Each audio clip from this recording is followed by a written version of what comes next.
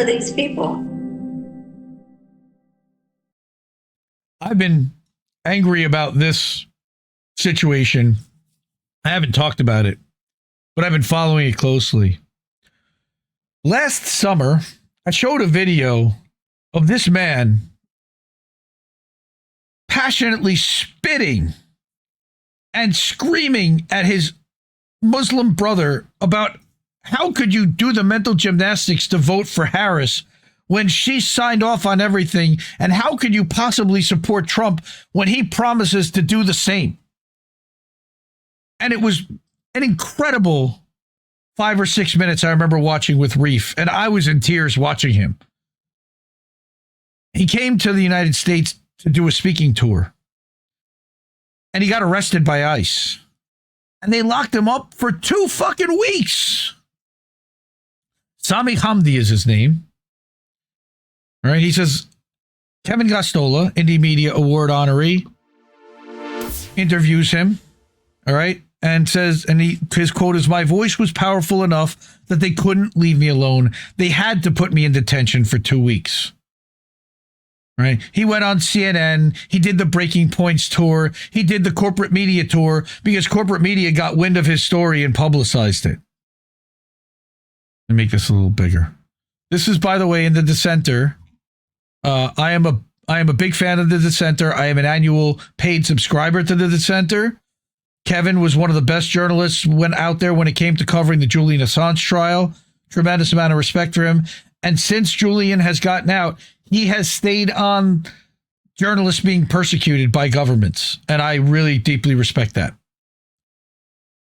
So his article reads, British journalist Sami Hamdi, who was recently released from ICE detention in the United States, once he agreed to leave, recounted what he experienced during an online discussion organized by the Freedom of the Press Foundation, which I have my own issues with. Hamdi had a valid visa and a ticket for a domestic flight to Tampa, Florida, when he was scheduled to speak at a banquet for CARE, the Council on American Islamic Relations. Yet, as a result of pressure from anti-Muslim activists, Laura Boomer and Amy Meck, it's actually Laura Loomer, that's funny, the State Department revoked his visa and he was held in confinement for around 18 days. That almost reminds me of the story about the German travelers, but they didn't revoke their visas. They just didn't have places to stay for the entire time they were here. Sami did. On October 26th, DHS took him into custody at the San Francisco International Airport. His detention and removal was in retaliation for his speech in support of Palestinian human rights and against the Israeli government's genocide in Gaza. While searching for the gate for his departure, and after he went through airport security, by the way, according to Hamdi, an agent waiting for him said, "Your visa was revoked 2 days ago, and now you're here illegally." No one had informed Hamdi that his visa was no longer valid, so he demanded proof of this allegation. The agent pulled out a State Department memo, and Hamdi noticed that the document contained no charge or reason for detaining him. It simply commanded that he be arrested or detained by officers. Hamdi asked if he could buy a ticket to London and leave the country, but the agent said, "That's not how this works." Then 5 agents appeared around him. They escorted me out of the airport, and I find a black car with tinted windows waiting for me. They said to me, "Sir, please get in the car." And I said to him, "This feels like a movie. I've seen this, where you throw somebody in the car, etc. I'm a British citizen with rights. I'm not getting into that car. I want to use my phone, call a lawyer, call someone who can advise on my rights and what to do in this situation." Only one problem. He was granted 1 minute. So he called CARE, and they said to find out where you're going, and the agents wouldn't tell him. After asking if he could also contact his family, an agent grabbed Hamdi and threw him on a car.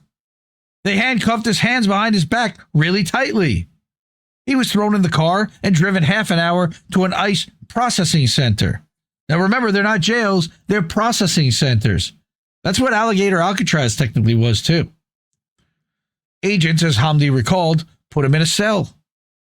He waited 2 hours until they came and handed him a piece of paper that said he was guilty of what he was charged with doing and that he agreed to the deportation order. What? Of course, Hamdi refused to sign the order because he had a B1, B2 visa that permitted him to visit the U.S. for 6 months a year, and it was valid until 2028. When Hamdi would not agree to his removal, agents took him to the back of a van. And this is wild. I mean, I expect it maybe in Tunisia, where my father's from, but in America, this was a very surreal experience. In the van, Hamdi sat with cuffs on his hands and legs and a chain around his body. Nobody would tell him where the agents were taking him. The trip took 4 to 5 hours, and he was unloaded from the van and put into a black car at one point. Hamdi was brought inside an ICE detention center in McFarland, California, commonly referred to as the Golden State Annex. He watched an agent during check-in ask a Latino man about his country of origin. The man jokingly replied Afghanistan, which led the officer to say, "Your people want to kill my people." The Latino man looked terrified and immediately he regretted the poor joke. The officer's comment was an insight into the mentality of the people guarding detainees. Don't fuck around, don't joke around, they have no sense of humor. Hamdi recalled being brought to a hall with nearly 100 people that was clearly overcrowded. He was granted 5 minutes to make calls to his lawyers and family. Soon after, he had a meal too, sweet corn with black spots on it and beans that tasted like they were past expiration. Gross. During detention, there was a period where he felt agonizing pain. He asked for medical treatment, yet hours went by without any doctor visiting him. A guard then told him that the doctor had been around for the past 3 hours. In order to see the doctor, the guard suggested that he drop on the floor right now, otherwise they wouldn't agree to see him. Hamdi also recounted how he was told that ICE would be taking him to Fresno. The fear was that he would be flown to Texas or Florida. Again, he was cuffed tightly and transported to this facility. Why are they moving people around? How is that cost effective at all? 15 people in a small cell were handed yoga mats for sleeping. Ever been on a yoga mat? It's literally like this tiny thin piece of foam. The officers would not remove the cuffs. They're in the fucking cells. I'm going blue, he told the guards the following morning. They dismissed his complaint. In Fresno, he was informed that his court date on November 6th was pushed back to November 10th. They changed case details, like where he landed. They said he landed in Santa Ana, not San Francisco, and where he was cleared for U.S. entry, Calgary, not true.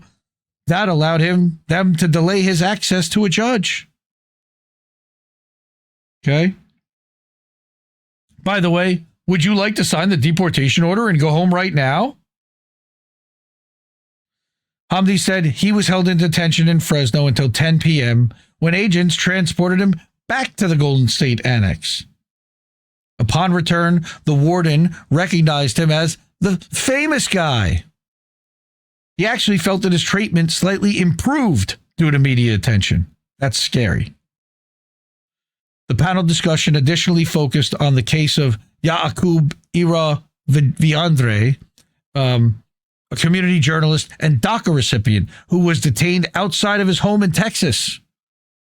Similarly, he was targeted by authorities for his social media postings that covered pro-Palestinian protests.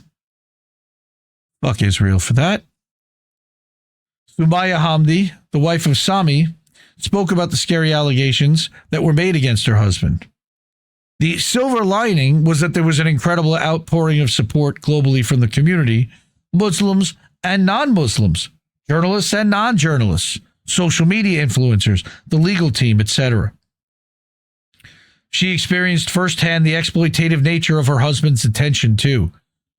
Not only did they attempt to silence him while in custody, it felt like they were trying to make as much money off this injustice as possible through ICE tablets, and then the food and drink vending machines that only took quarters. Sami could only purchase food and drinks when he saw visitors. However, he wasn't allowed to take anything he bought in the facility back to where he was confined. So he had to eat it all there. While discussing the free speech implications, CARE attorney Hassan Ahmed said the U.S. government was taking a shredder to the First Amendment. Civil rights attorney Chris Goodshall Bennett contended that when the government detains you because of your speech in order to prevent you from speaking again, that strikes me as the most extreme form of prior restraint that could possibly exist. Keep in mind that most ICE detainees do not have the ability to fight this unjust treatment like Hamdi did. But Hamdi had the courage to very publicly challenge ICE in order to further expose their actions. Mariam Udine, the legal director of the Muslim Legal Fund of America, said that Hamdi's whole risk calculus was, if I stay in custody, how much more maximized opportunity is there to do good? He spoke with pride. I hurt the oppressor. I made it so the oppressor had to detain me for 2 weeks. My voice was powerful enough that they couldn't leave me alone. They had to put me in detention for 2 weeks. And even better than that, everybody came out, which meant they couldn't keep me in detention. There's nothing more fun in this job than making the oppressor lose sleep, he said. There's nothing more fun in this job than knowing that you have the ability to make a difference. And that's one way of looking at it. In a show of solidarity with those less powerful to mobilize opposition, Hamdi shared stories about detainees or asylum seekers that he met in custody. They've either had their court dates pushed back or they've not been released because the government can't find a third country to take them. Hamdi insisted that more focus be put on the conditions of detention than just the people who were detained. I will credit Dissent in Bloom for doing that quite a bit also. It's such a tragic injustice what ICE are doing to these people, he concluded.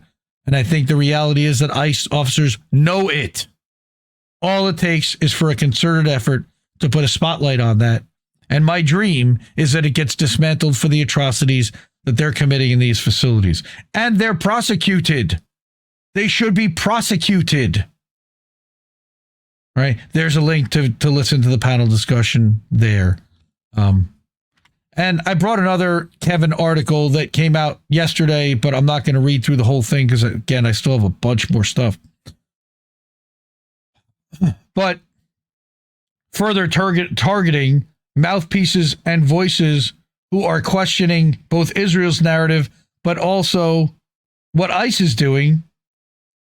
Yakub Viandre, like he had talked about, all right, is another journalist that they're trying to now deport. Right? They're trying to terminate his DACA status. Filipino American journalist was allegedly targeted by the FBI in retaliation for his refusal to become an informant. The FBI reviewed his immigration record and social media posts, then recommended that immigration services terminate his DACA status, according to his attorneys. DeAndre is currently detained at a for-profit ICE detention center in Folkston, Georgia, operated by Geo Group. He was arrested at gunpoint outside his home in Arlington, Texas on October 7th, 2025. And there are so many stories like this. These are just the ones we hear about.